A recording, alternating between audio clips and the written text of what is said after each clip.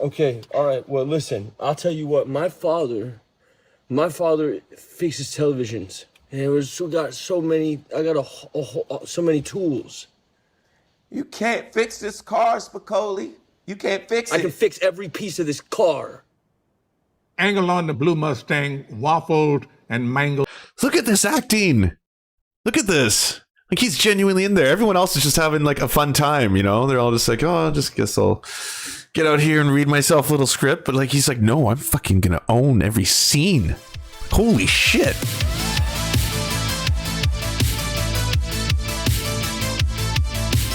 Hey, everyone, I've been wanting to talk about this for a while. This is the greatest thing that's ever happened in the history of humanity. There was a Fast Times at Ridgemont High table reading. If you haven't seen it or you haven't heard about this, and if you've been unfamiliar with table readings, they become all the vogue in this COVID era. We love our table readings. They're wonderful, magical little things, and they're usually boring as fuck. It's just a whole bunch of celebrities, you know, talking to Zoom cameras, and usually for a good cause. That's the happy thing about all this. They're usually trying to you know, raise money or awareness. Anyways, this one got all of the super celebrities. Okay, we got Morgan Freeman in here. We got Dane Cook looking like anyone other than Dane Cook. What happened to Dane Cook? But seriously, what the fuck is going on, Dane? I did not recognize Dane Cook at all. Sean Penn is there. That's the guy who famously tied up and beat Madonna, I think for a couple of days while he was drunk, and then actually escaped having tied her up and beat her to go grab more whiskey, or maybe there was a different drink so he could then return and keep drinking. So there's that. And Jennifer Aniston's there, and of course, you know, Morgan Freeman, the greatest narrator in human history. Oh wait, maybe David Attenborough. But anyways, the reason that we're going to watch this, and we're only going to watch one part of it, is none other than Shia fucking Labeouf. Shia Labeouf saved the universe. All right, Shia Labeouf came as an angel from on high to just bring us unadulterated joy, because he went so method with this. He plays the stoner. And well, I don't want to ruin too much of it. Let me just do a quick little intro so we can get some tastes. Nominated for an Emmy and the winner of the SAG Award for her work on The Morning Show, it's Jennifer Aniston. So Jen, who will you be playing tonight? I will be playing Linda. Okay, all right.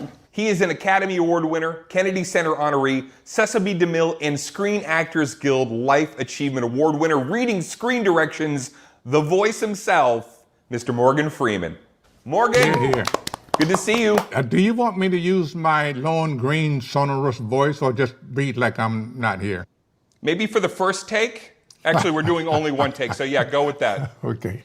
You know him from Crazy Rich Asians and The Gentleman, and you will soon see him in Snake Eyes. It's Henry Golding. Guys, thanks for having Henry, me. great to see you, man. Great to see you too. What role do you have tonight? I'll be Mr. Vargas. All right. Host of Jimmy Kimmel Live and host of the upcoming Emmys, it's Jimmy Kimmel. Thank you. Jimmy, who will you be reading tonight? I'm playing a lot of characters. What playing happened like to Dane 30 Cook? different characters, many of them teenage girls. Wow. He recently starred in Honey Boy, which he also wrote, and The Peanut Butter Falcon. It's Shia LaBeouf. Hey, it's me. Shia. Shia, I think we know who you're going to be playing tonight. Oh, Lord. We got it. What an absolute legend. What a legend. I assume that he's in a legal state, because he blazes so many blunts during the course of this play. I'd also like to point out that they do a little woke shout out. And yes, this is one of the cases where I have seen it ahead of time, but they do a little woke shout out at the start just to make sure everyone knows that, hey, this script was written a long time ago. 9th grade, I will be playing the role of Mark the Rat Ratner. Before we start, the big disclaimer with a capital D. No way, Olive. He's so base. A lot of beliefs and language have changed since this came out, so don't add us unless it's to donate. Remember, it was a certain time and place, and the sentiments in the script do not reflect the people reading it today. They do reflect the fictional characters from an imaginary school in a totally make-believe story. Got it? See? You know, don't at me. Don't at me, bro. He almost literally said, don't at me. Anyways, I'm going to skip past most of this until we get to the good old boys. You see the sign? Can you just come on? Are you just come?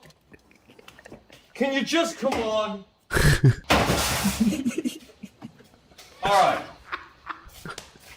All right. Interior Carl's Jr. store manager Dennis Taylor bustles up to Brad. And I can't stress this enough. Yeah, he went full method with it, but you're about to see, and it's coming up, a scene in which, like, I have no other word for it outside of sublime. Like, he crosses over. There's this moment where I'm just like, wow, this is acting. I'm seeing this in a whole new light, and yet I'm being, like, transported. An impatient knock begins at the front door of the classroom. There will be no eating in this class. You get used to doing your own business on your own time. That's one demand I make. I don't like staying after class with you on detention. That's my time. Hand finally turns as if he has just noticed the sound at the door and opens the door an inch. Jeffrey Spicoli stands in the doorway, red eyes glistening, his long blonde hair still wet and streaming down the back of his white peasant shirt. He grins, oblivious to such trivial matters as attendance bells. A student sitting next to Stacy turns to his friends. That guy's been stoned since the 3rd grade. Yes? Yeah. I'm registered for this class here. What class? This class is U.S. history. It's the globe right there. It's planet history. It's a space class. Really? Yeah, I'm in this class. Can I enter the space? I mean, I'm in this class. No, please. I get so lonely when the 3rd attendance bell rings and I don't see all my kids here. As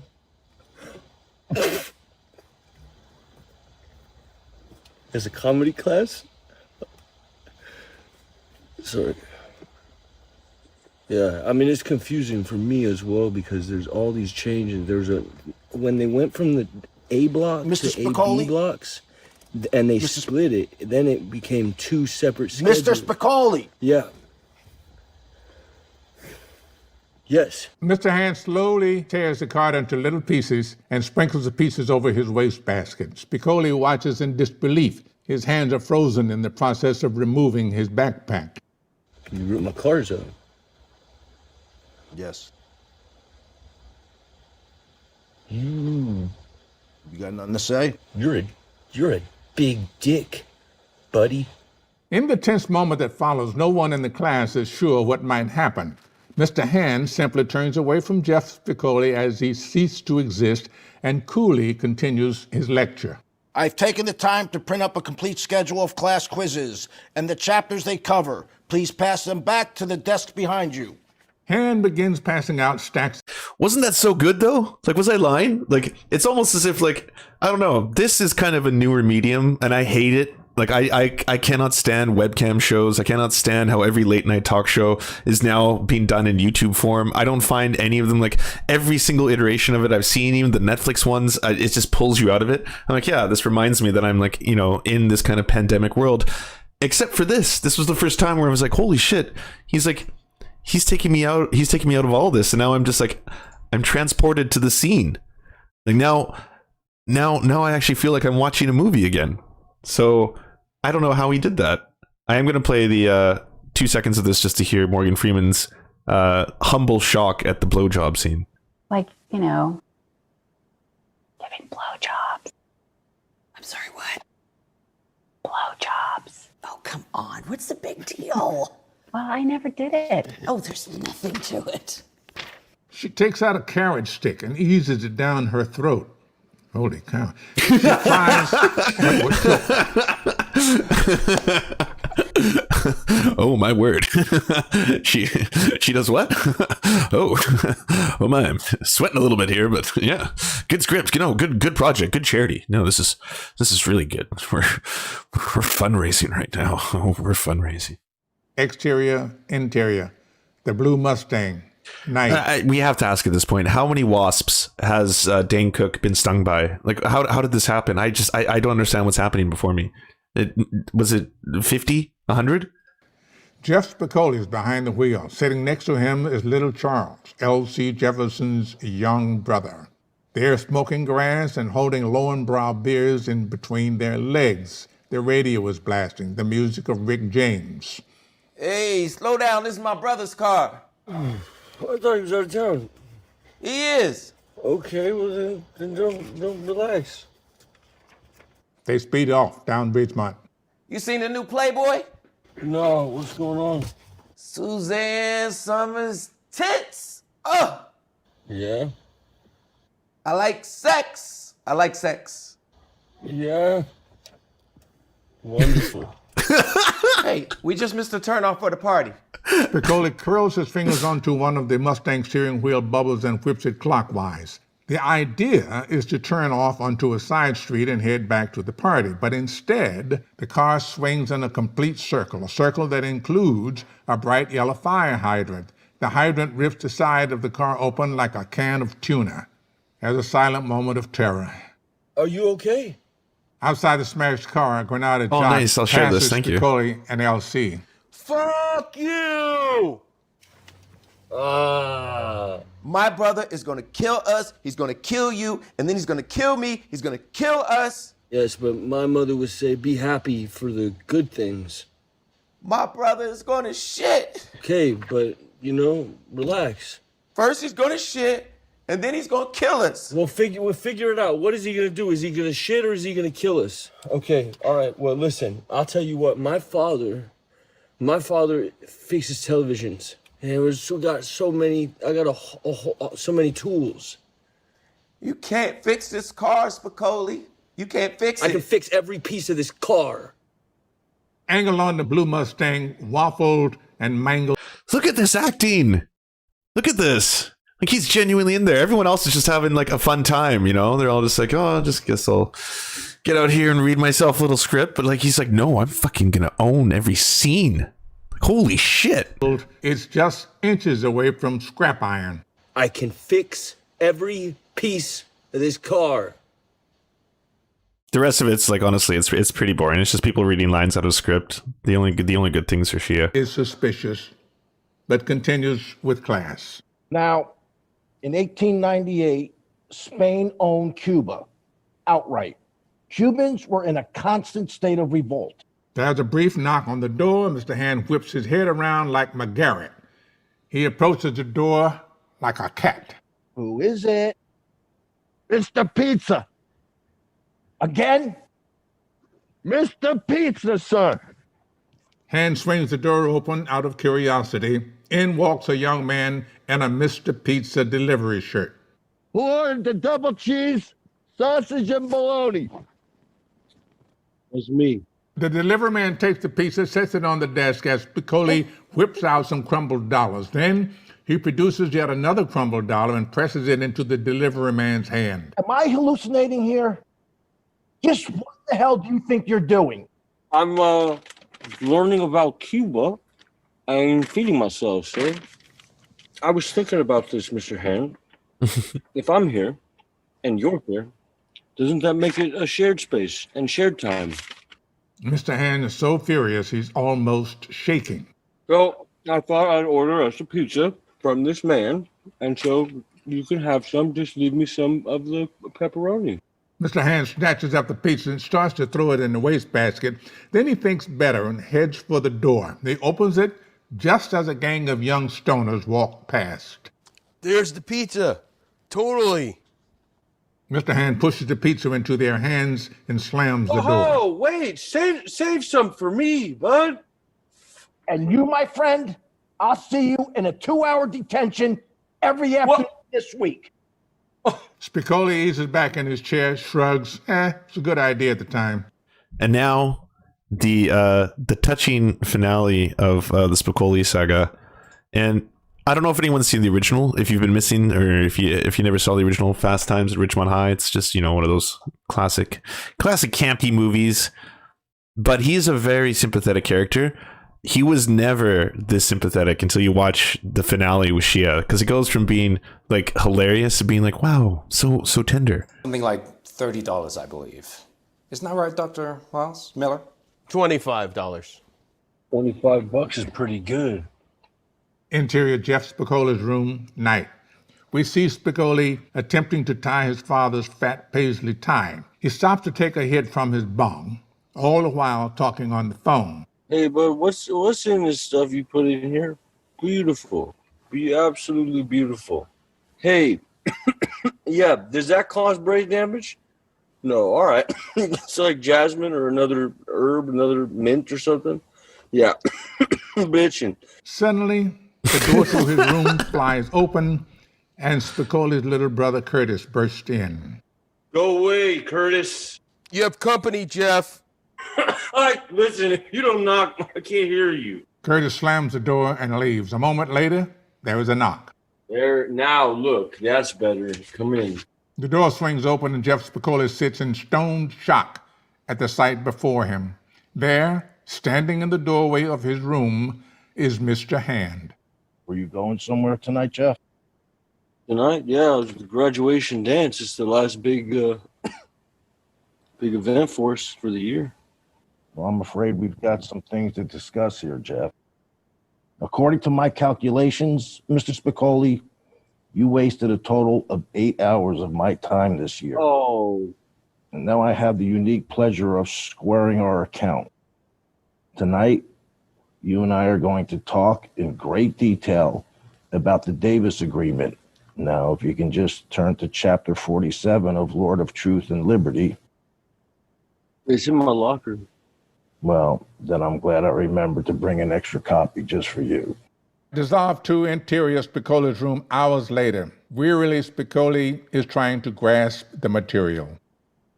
Jefferson, he goes before the people. He's saying, these rules, these are not cool rules. We need cooler rules. Basically, right? And because we don't want to end up bogus. So that's sort of where we are also, if you think about it. We need cooler rules so that we don't end up bogus. Yeah, very close, Jeff. Oh. I think I've made my point with you tonight. Do you find that you have a guy like me in your class every year? Somebody who you point at and make a show of, make an example of for the other kids? Well, you'll find out next year. No, when I graduate space class, I'm never coming over to this side of the hill ever again. Well, that's if you graduate. You gonna fail me? Mr. Hand pauses a moment, then breaks into the nearest approximation of a grin we have seen all year. It isn't much, but it's noticeable. His lips crinkle at the end. No worries, Macaulay. No problem. All right. All right. All right. Aloha, Mr. Hand. Slow dissolve, interior, Ridgemont Mall. School is out, and it's summer business as usual at the Ridgemont Mall. We see the same. I love that that's his last scene, but he's still like, you know what? I'm just going to jog in the background, blaze in another blunt. I think he went through like 4 joints during the course of this. Like, what an absolute legend. And honestly, like, really good acting. Like, holy moly. Like, I genuinely felt bad for him. I was like, it took me out of it. I was like, holy shit, I'm watching something, you know? Yeah. Still so high. The rest of them, it's just like watching Uber celebrities read off a piece of paper, right? Like, yeah, great. You're all famous and beautiful, and you're immortally beautiful, and you have whatever weird power gives you that. But no, Shia, that was like, she was next level. I don't know if it was the method or the drugs.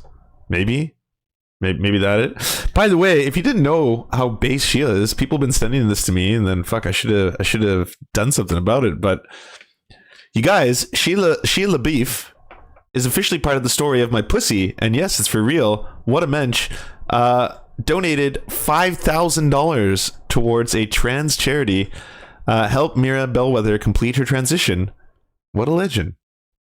You know, what an awesome dude. I used to have some weird theories on Shia. I didn't know where he was coming from. I was like, oh, is he an art piece? Is he real? What's going on? I guess he is real. I guess he's, you know, yeah, I know. What a wonderful end to a story. You know, Shia, you got a pussy, I got you. Based and baked. Probably the best way to describe Mr. Labeouf. Hey, we want to mutual aid you to get some eyeballs on your work. So if you have a leftist YouTube channel or Twitch stream or something you want us to advertise, just send us a 20 to 30 second ad using the forums at weareserfs.com. We'll do our best to help you out. And please submit once per channel.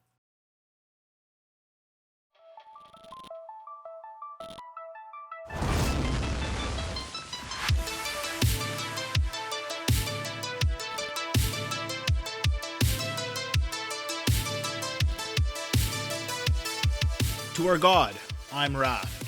We pray at your altar of greatness.